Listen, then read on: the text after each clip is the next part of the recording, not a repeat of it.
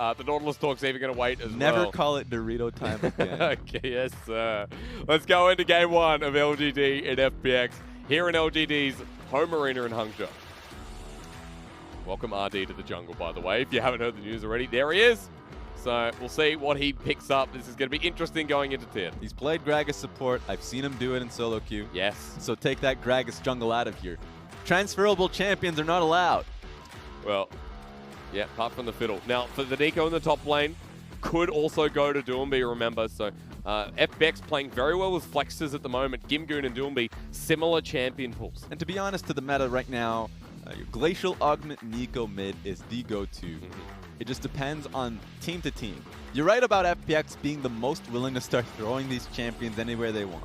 Kind of reminds me of G2. That vibe very much exists for the team. When you're going up against them, Renekton is such a higher priority because it literally can go very likely through mid lane. Yeah. Because I actually expect a Renekton pick to go mid more than I do top lane. Gimgoon's the type of person that says, yeah, I don't need a better matchup. I don't even need you to be topside. Sure. Just do your job on the bottom side of the map, and I will get by. He does that so frequently. But this one's scary because 10 on Olaf, it's punishing.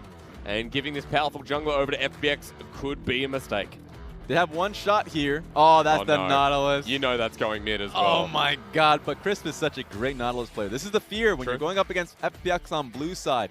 They actually just have so many picks that you don't know where it's going. So at least the Trundle pick, pretty damn good into the Olaf and pretty exceptional into the Nautilus as well. There are great moments that he could be able to throw the pillars at great timings. And remember, small things that people don't tend to call out is not only the fact that it is a great obstruction that you're able to throw out with your Q, but on top of that, yeah, just back to my point. Yeah, back Okay. I just got caught off guard there. But on top of that, the slow that you're able to have makes it so much easier for Lux's light binding to be able to land. So that combination later on in the game is something we need to see. Okay. Also, I want to point out the fact that like FPX banning away flexes is no big deal because at the moment, something that passes through Champ Select and has been prioritized in the past is that Aurelia, and it's still open and available. Yeah, might even be able to see it here. I think Yuki is the best Aurelia player in the LPL. True. He's just been so damn consistent on the champion. So I wouldn't be surprised if he goes to it, especially with the Nautilus pick coming out because has a pretty good lane into it. Conqueror's proc just start wrecking the Nautilus early on. Wow. So we'll have to see what ends up happening, but yeah. Karma mid. At this point, you've already got the Lux locked in, so looks to be Yuki taking that up, but we've also seen Karma top in the LPL. This very much reminds me of RNG's type of compositions. You have double shielding alongside the Sivir, so a lot of great wave clear, great poke alongside the Trundle pillar. So I think there's a great mid-game play that LGD has in mind. Also, remember that for the Karma as well, build Arden in the mid, but you can also be flexible and go the nuke build, we're calling it. So we'll see which path Yuki takes. But for FPX, it's that bottom lane of LWX onto his Lucian, his second most picked. We get to find out what the support pick could possibly be, right? Because even if it's going to be a Sylas and it goes top lane, then we finally know that that's going to be a Nautilus coming to the bottom side of the map. That's the fear. Nautilus can go anywhere. Mid lane, bottom lane. I'm not saying top lane. Gimgoon is not that suicidal. He doesn't have to do that. Oh, yeah. But that's going to be really fun to see out of FPX. We finally get the last pick from LGD. We'll see what it is. Urgot has not been picked in the LPL this split. But Liza's best champion, historically, has been that Urgot. So I'm going to leave that up and available and start thinking about it. But that being a Victor changes everything. Okay, well, going into the top lane most likely. So remember the range advantage Victor has here is the reason you'd end up picking that up. It's great into both matchups, both Sylas and, of course, the Nico. So you can keep yourself up. We're not seeing the Klepto as much as often because it's just range matchups. You don't want to be able to take that. You want more damage. So we're seeing Airy far more often. So now LGDs have pretty good lanes and a lot of great disengage abilities. Not only the Victor that's able to throw out his W, zone potential, of course, a pillar that we've already previous mentioned. So LGD has a really smart composition if they can play to it. Pretty disciplined. Poke is disgusting on there as well. That's true. Think about how much AP Poke's going to come out, and the Sivir piles on top. So a lot of damage control there for LGD, and it's exciting to see because RD, what does he play game one as his debut in jungle? He plays Trundle. All he has to do is crunch. The complexity of Trundle isn't very much there. But it kind of comes down to how smart the player is. True. It's really how smart the player is and the team is around, you know, possible team fights. Obviously, she's not. She's very uncomfortable with the cameras constantly in front of her face. This happens every split. It does. This is what I gotta. This is what I have to deal with right now. She has to deal with, of course, what is she? The leader of the Doomby fan club? I mean, yeah. Of the FPX fan club? If both I was fan his clubs? wife, I would be, yeah. 100%. But she's the official leader. Yes. But back to my point, I'm very much concerned whenever it comes to teams that are struggling to find their identity, to be nailing compositions like these that don't have any clear points of engage. Their clearest point of engage is going to be light binding here. So it's really on them to play as disciplined as possible with the picks that they have. They have good lanes through both mid and top lane. And you can see, though, for FPX, if you want to contrast it for a second and look at what they bring to the table, well, that engage is going to be brutal. A lot of gap close here on the side of FPX. And as we get into game number 1, let's break it down even further, because this is already 30 seconds into the FPX LGD series in Hangzhou.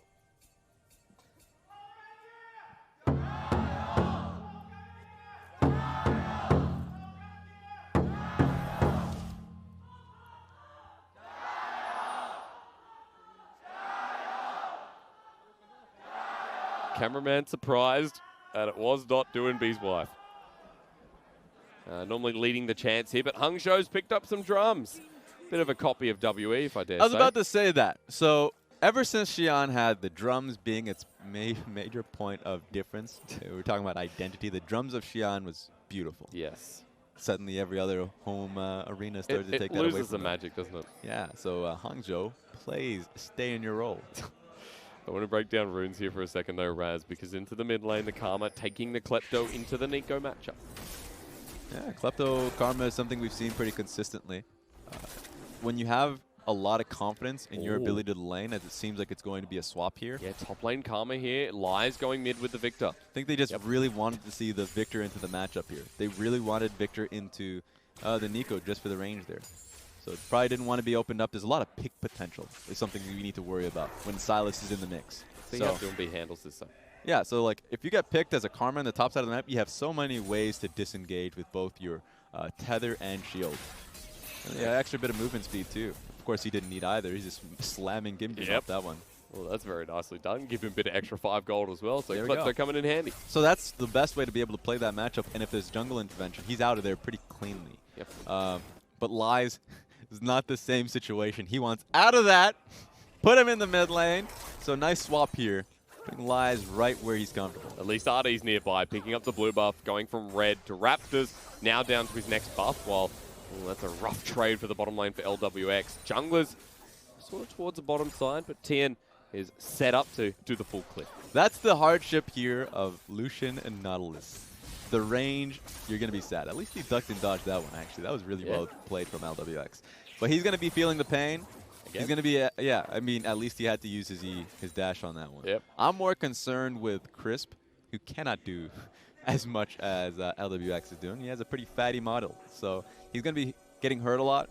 And even if he gets an engage off, the beauty of Lux is that you're able to have Aftershock as a result. So here comes the engage on Yuki. Top. Yuki might regret coming to the top lane. The flash burn immediately, even though Gimgoon wasn't going to get it. Yeah.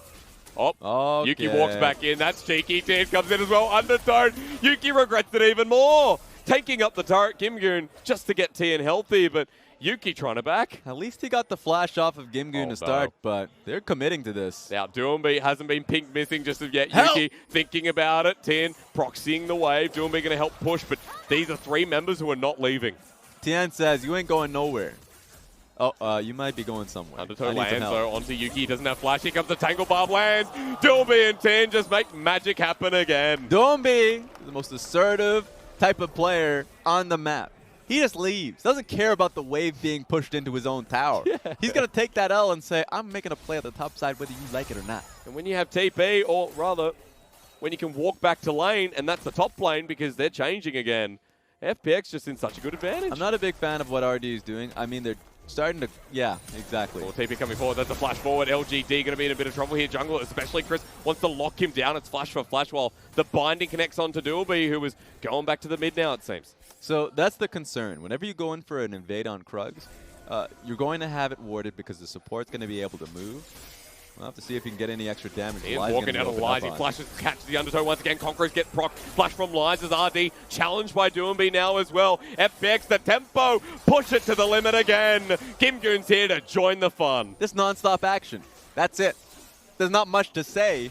Doomby's on the move. He really is. He's on the mark as well, Raz. 0-0 and 2. The Nico's active and gets Kimgoon and Tin exactly the resources they want to start the game with. Kimgoon even rotated to the play mid part of the map, and Yuki was like, what the hell? Like, right now, LGD are not on the same wavelength nearly as much as the FPX, because they're willing to forego so much in terms of just waves for the plays that are coming through, and that nails them 2 early kills. And when you fall down against an Olaf early, who now has a kill, double longsword, so he'll be clearing out these camps instantly. You're going to fall so far behind. So for RD, now level disadvantage, and his early jungle is disrupted. And this is the whole, welcome to the jungle that we were kind of talking about. Because he comes in, gets caught out by going to Krugs when they didn't put in the work of having the bottom lane completely shoved in, so his lane's going to actually help. So what ends up happening is he gets pushed off. Okay, he loses flash. All right, well, we know that your top side is pretty much cleaned out. They track him as the top side. So now Trundle is in a pretty bad situation where, in another case where, if you had a jungle player, someone who actually plays that competitively, that would not have been the case. So that's just one of those situations where you get called out, and it kind of sucks. Well, it's hard to get in the middle of these lanes and actually bring the response back for LGD, because Doomby's up to the top side. He's now matching Yuki, who is probably going to start hating this one. And in the mid lane, Lie's still there going up against Kimgoon, and the Observer just hates it. Yeah, and right now, because you have to continue to change up those roles. But the reason why Karma doesn't like that is because he's going to have to take that out in the matchup. He can't proc his Klepto at all, because if he ever walks up for it, he's going to eat the Q from Doomby. So makes a lot of sense. Even rotating consistently. What's going on here? He's coming mid. Now, Kimgoon's still here, so what is the play? All this for an Ocean Dragon? Or? Yeah, it seems like that's the case. Rotate as a team. He's just helping them gain priority towards this play. He's still kind of in the area, so he doesn't want to fully commit to going back up top. This is why whenever you see FPX play, your eyes have to just remain focused on the minimap. Yeah. Because what he's doing right now, sacrificing top lane wave once again. But just to nail down a 7-minute Ocean Dragon is the strongest dragon at this stage. And it keeps those lanes, especially LWX and Chris, that even stronger. Because Chris makes roams as well. And guess what? Kimgoon getting another kill. Who would have thought? They're getting smurfed on. Yeah. What else can you say? This is insane. The coordination of this team is never ending. Oh my god. They just keep moving. Sorry. RD, like, game 1 of jungle. Get out of here. Let him play. Leave. Kimgoon's going to jump on him. There's no level 6 here, so no subjugate. He pulls the Trundle ulti before he can get it. Kimgoon with 3 kills on his Stylus, which already had a 13 KDA. Now into the bottom lane, LWX and Crisp looking to style on Kramer and PYL. This game is another snowball brought to you by FPX. But faster. You said it was going to be a warm-up game. It really does feel like that. Going into your match of the week at the end of the week, right now FPX are really, I don't want to say disrespectful, because it's just there's a lot of gusta involved. I'm just saying 2 to 3 minion waves that we're willing to forego for the plays that we're making. And he's caught back up. This is just insanity. The fact that Yuki's still only 10 CS ahead in that top lane, now moved back to the mid lane. A lot of lane swapping here from FPX. That Doomby's now consistently committing to the top lane. Yeah, well, whenever you get the opportunity to fully shove it out, look what he's doing right now. Obviously, he has just a very honest base timing. But that's what you should be looking out for. Speaking of looking out for, get away from me. Good pillow. But whenever he gets an honest shove in the top side of the map, he's going to be making movements. Take a look at it right now. He doesn't even want to leave to go back top lane. He's going straight towards mid, and you're going to be seeing the Sylas pick up the top lane wave. Yeah, fake Olaf, Kimgoon making the move. Yuki, is he transitioning as well? Maybe just dropping a ward out. No, he's going to the top side. Lie's going to back after getting the shove, go to the mid. So really keep track of this top side. These map rotations still coming through, because going up against the 3-0 Sylas is now going to be bad for anyone. The only way you pull people into lane so you can see what lane they're committing to is, of course, if you can fully shove it in. So you now know that the Sylas hit the top lane wave. Yep. But Doomby actually just hasn't shown himself, and that's something that you kind of have to see. He's been consistently alongside. Now he's picked up blue. I'm always looking at the minimap. That's just my state of mind. Has to be this game. But now he goes to show where he is, and you know Victor's already there. So I still like that for Victor. That's still a pretty positive matchup for him. Yep. And now you get to see the Karma pick up waves, but let's see if they can pick up a champion here. Ooh, Chris sends the ulti down onto PYL, has to burn the flash and the heal there. Double summoner down for the support. We're just looking mid because even though there's an engaged bot, mid, top, still the most active. And here comes another play. Oh. Please leave me alone, senor. Tien is 10 CS up on the Trundle, so RD trying to get back into this game, but Warriors, Olaf in the top side, now pressuring out Yuki. He's a level up. He's definitely now, if we're talking about the position he's put in, where he can probably take his own blue side camps when it like respawns, he's gonna be 2 levels up. That's the state right now. What Tien's currently in. There's a flash in the mid lane. I heard a pop blossom here from Doomba. He's now just auto-attacking away. Needs one more. Goes golden to live with the Chaos Storm on top of him. Light Binding's there. PYL. A good trade-off on Doomba. Didn't see him coming, but he's willing to take that trade. You take the little trades here for LGD. Their first kill of the game being 2k gold down. That's a small window that maybe PYL can play through. This is getting insane here. That LGD cannot catch a break. Yes. 0 and 2 in the mid lane is just what it is right now. 3 kills there for Gimgoon, of course, on the top side of the map. Doinby, like that trade for him, he still gets the kill gold. But right now, Victor is just, he really needs something for himself. Such an early first item from Doomby as well. Who's going to be ready for this fight? RD might be caught out. Karma ulti in hand as RD walks blindly past the brush, and Doomby makes him pay. Chris even finds himself a cheeky little Yuki. They'll keep doing the Rift Herald because they don't care. He's pretty confident with Lucian sitting pretty tight at the bottom side of the map, and he's consistently making these roams happen first. Didn't have to fully rotate their dual lane up top side to be able to get that Rift Herald. Oh, no. Take a look at him. He's all alone. A flash bird by Yuki just because he sees a man with an anchor.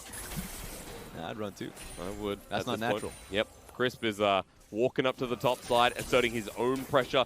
And everyone from FPX roams. Only person who stays in lane is LWX. Gold bounty, my friends. And all of this is just even out if you have already seen the CS advantage there for both Gimgoon and Doinby, because both of them were able to find great opportunities covering for their lanes. Now take a look at this.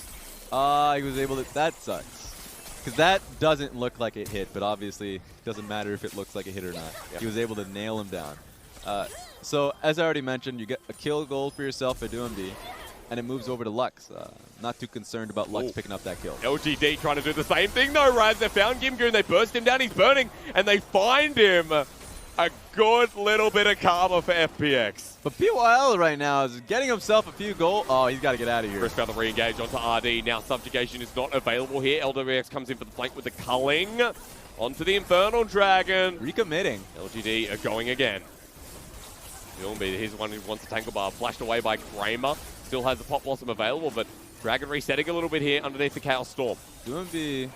Oh no, that's two-man Tangle Bar. Chris finds it. Doesn't have the ulti, but he goes golden. Olaf jumps on in. Ragnarok's down. Pop Blossom to zone them away while RD just takes a bit of brute force.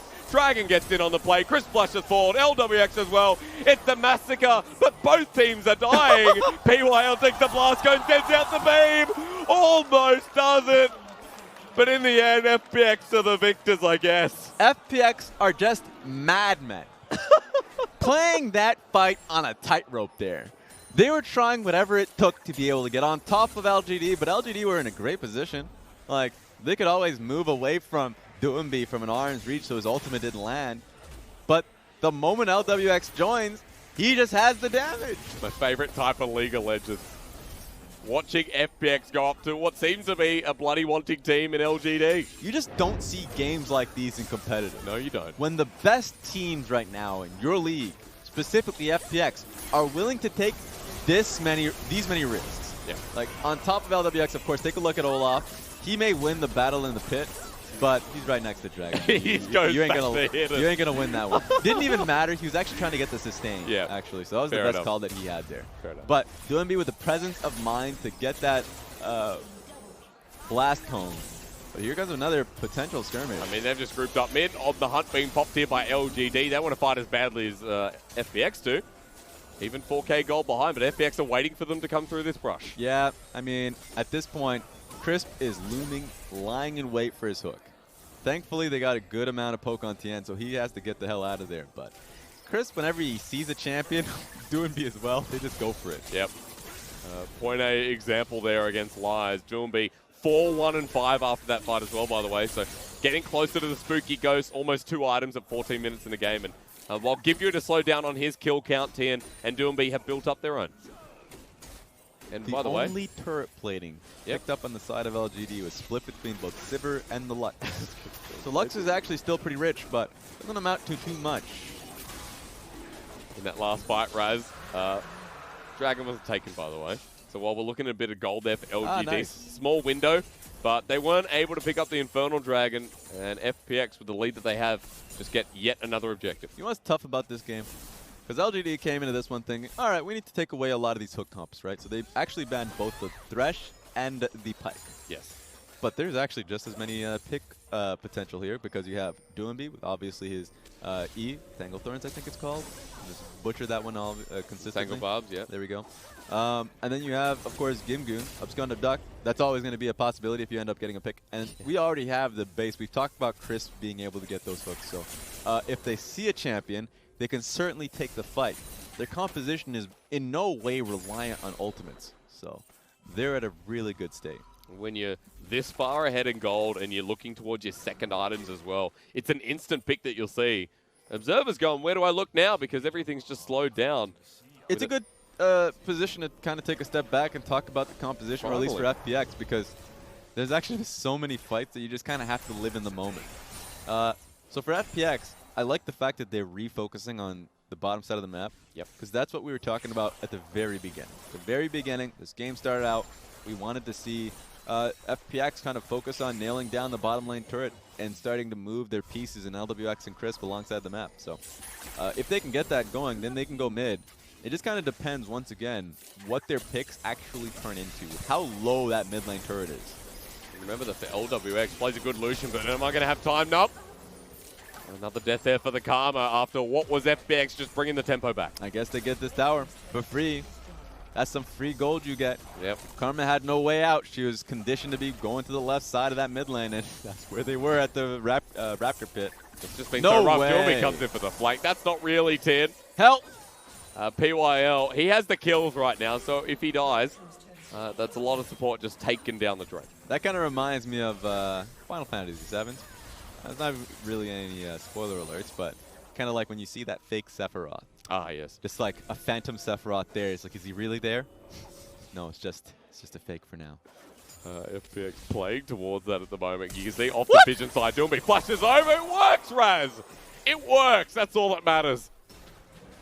Such a beautiful man. Like, it's starting to overflow. It's been super rough for the solo laners of LGD in this game. Now it's overflowing to the bottom lane. Like Kramer and PYL starting to feel the brunt. And at this point, I'm not even going to talk about the Dragons, the Barons.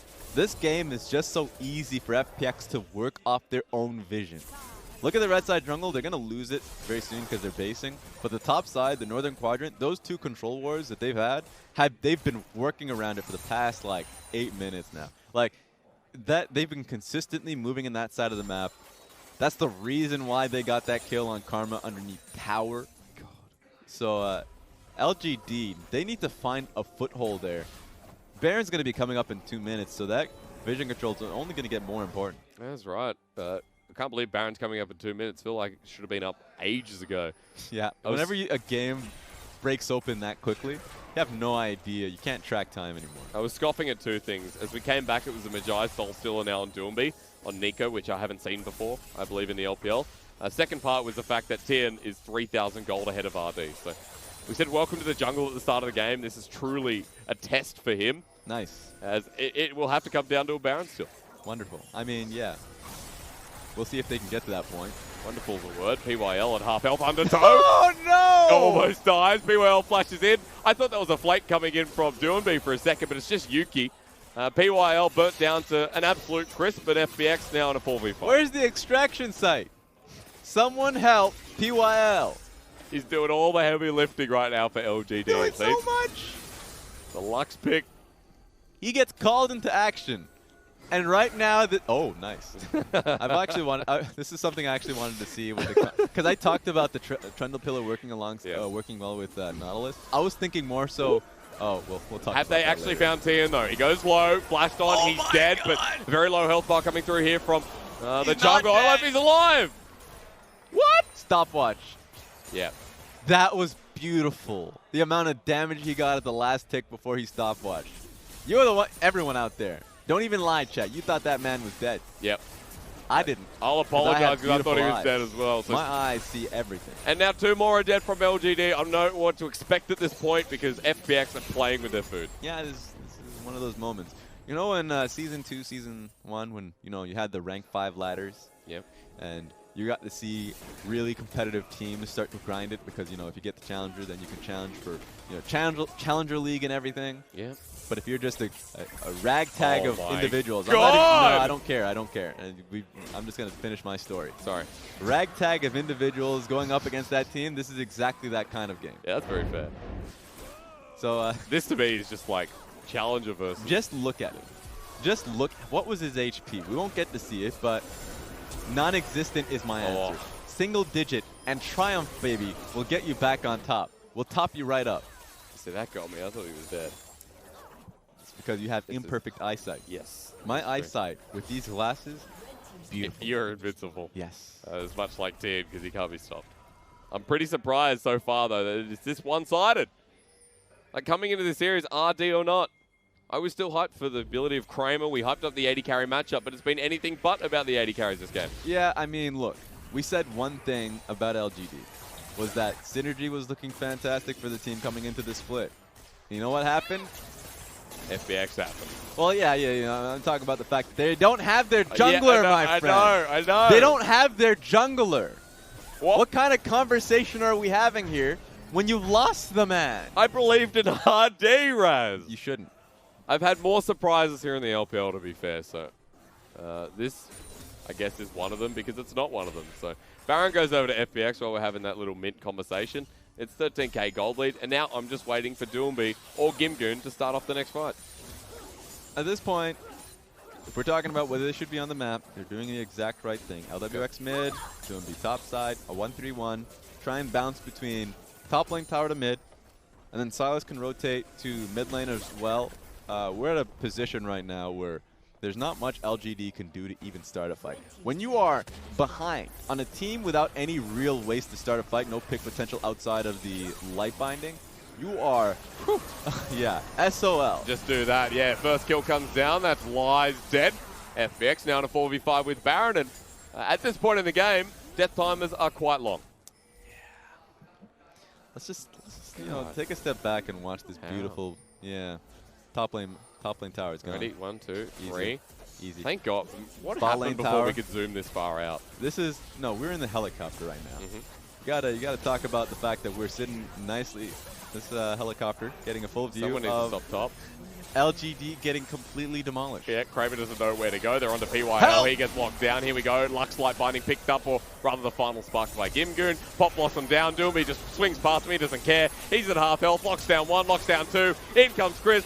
Into a Chris they get turned. And Kramer running for his life while Gimgoon still wants to charge up. A big Chaos Storm, but the Chaos has only just begun here for FPX. Get me closer in on the action. Helicopter, take me right down. FPX is going to get this mid turret. Inhibitor going to come through next, or LWX and Tian just walk away. PYL. There we go. You got hurt a little bit. That was nice. What happens next? Well, I think FPX wait for Doomby. Sivir ultimate on the hunt. Look, and they're out. His light bindings have been on point. Yeah. Say what you will, PYL is having a good game. He's having a wonderful game. He's the person you're running into solo queue. Everyone wants to surrender, and you know what he says? No, we can win this. Well, I mean, no one likes him. But no one likes the person who wants to continuously play in that game. But I'm talking about the fact that he is hard stuck in this kind of environment. So I'll give him that. It's looking really good here for FPX, and he's the only one holding them firm. Tian gets light binded. Yep. And then you see LWX near the end of that. We won't show it. It's too graphic. He gets light binded. Doomby lost his Magi stacks in that play, by the way. So he was sitting on 18 before. Big shame. And missing out on that movement speed by 2 stacks. So we'll see if he can get that back. All right, time to go hunting. There you Get go. him. Hook him. This for you. Ooh. Chris walking forward, just walks into the That gravity random field. terrain on the map. Yes, I love it. Minions fastening in, so this is just going to happen quickly as Gimgoon finds the Chaos Storm. My God, that hurts. Culling there as well. That's going to poke out half of them as Victor's ult is used against them. And now FPX looking for the final touches. Yeah, this one should be lights out for game 1 versus LGD. At least go for some more KDA. Get the almost kill. goes down, and Chris finds the 3-man ulti. Apparently, LWX hitting in from the side as FPX don't really care. They'll run in and absolutely demolish LGD in game 1. In Hangzhou, they come to your house. They look at your mortgage. They look at the papers. They spit on it. They erase whatever signature you had. They write their own name. This is my house now. The bank, they may have their copy of it, but who the hell cares about these banks? The fact of the matter is, FPX has taken hold of Hangzhou. They spanked him. Absolutely spanked LGD. And poor Kramer, and especially PYL, because you can see how they'll try to force their way back into that game. But that mountain, that's a tough hill to climb. So, this is a typical jungle difference game, but it's also one of those games where I think Yuki and Lions didn't have an answer to what was happening. Yes. The constant movement that Duembi and Gumgun had early, like, they were willing to, really early on in the game, forego waves. I cannot stress this enough. To just find picks on the flashless RD, of course, when they went inundate on him. Yuki, who is farming up, lonely Karma in the mid lane. Yeah. They got the kill on that one as well. It just kept happening. They didn't have any responses to it. And then eventually, they just continuously shoved out waves and then swapped to proper matchups. And there really was not much a position for LG to do it. They swapped. They were always under tower to pick up the cannon wave that was shoved into them. Yeah. What can you say? Wipe your hands clean with that one. What can you say on that one? I mean, after game 1, I'm just surprised because, like, for FPX, they've always been innovators. They've always been inspiring, to say the least. I just want to see a competitive FPX game. What am I going to do? Like, Smash WE. Smashed Rogue Warriors. Yep. Smashed BLG. They're going up against RNG Took this down weekend. JDG in the fastest way. What more could you want? That's what I want. I called this a warm-up for FPX. Warm-up should break a sweat. Yeah, They're that's breaking true. bones instead of sweat. That's true.